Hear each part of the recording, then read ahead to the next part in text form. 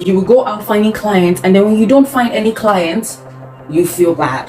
Hello guys, welcome to my channel, and today I'm going to be telling you the 3 mistakes that you should avoid when starting out as an entrepreneur. When I started doing business, I feel like almost all of us have made this kind of mistake. So when I started doing business, I will try to find the best name, I'll use name generator ideas, stuff like that. I will spend so much time trying to get a logo, and over time I have realized that those things are not the things that you should focus more on.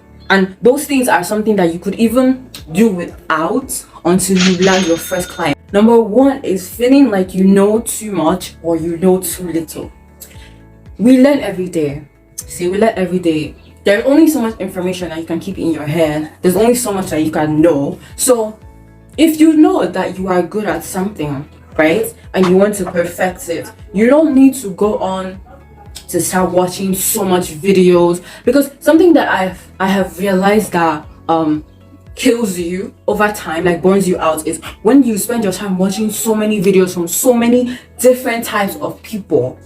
That could kill you. What I would advise, even if you want to keep watching videos and keep learning on your particular niche, what I would advise is pick like 1-2 people that you really like their content, you really like what they're doing, and you want to be like them per se. Not like exactly, but just you want to like learn from them, right? That is way easier than if you're learning from like 15 different people. You will confuse yourself, because one is saying something else, one is saying something else, and then when it fails, you feel more overwhelmed by it. But if you just tailor to just 1-2 people and you're just gaining knowledge from them, it is way easier to navigate around them. The second one is, when you start out, you feel like you need to spend time, you need to have the best name, you need to have the best logo, you need to have the best website. You spend money, you spend your time doing all that, and then the next thing you would do is you will go out finding clients, and then when you don't find any clients, you feel bad.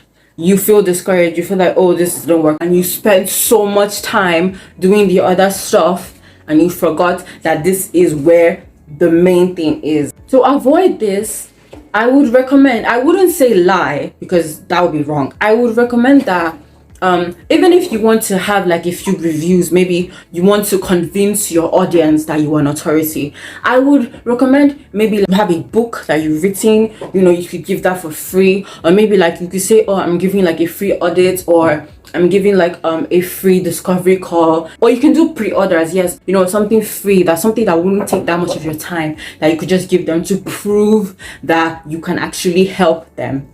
And then you just go on from there until you see that that business idea that you are working on is actually working for you. That is when you start spending your time getting the name. The name does not have to be perfect. You can even change the name later on. That's when you start spending your time checking colors, writing your name, getting the best logo, paying the best people. The third one I would say is doing something that repels you.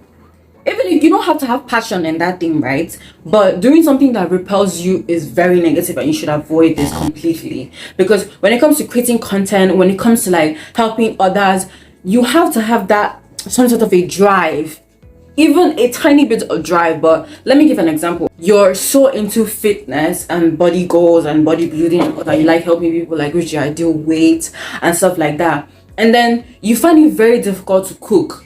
But then because someone else is making money from cooking, right, and showing people how to cook, so you're like, you know what, I can't make money from this fitness stuff, right? I just have to do cooking. And you find it very difficult to cook. So when you enter into that niche and you start like making content, you start like trying to teach people and all that, you would find out that you are very slow, because you would have to learn so much, you have to pack so much information first basis, because it's not even something that you're used to, and you might feel very exhausted and overwhelmed in the course of doing all that, rather than sticking with that. And people make money from fitness also, but just because you saw someone making money from cooking, you now feel like, oh, this is the way to go, that kind of thing. And this is something that I really recommend that you should avoid. So that will be all today. Thank you for watching my video, and I hope that this video helped you. And please do not forget to subscribe and turn on the notification bell for more videos.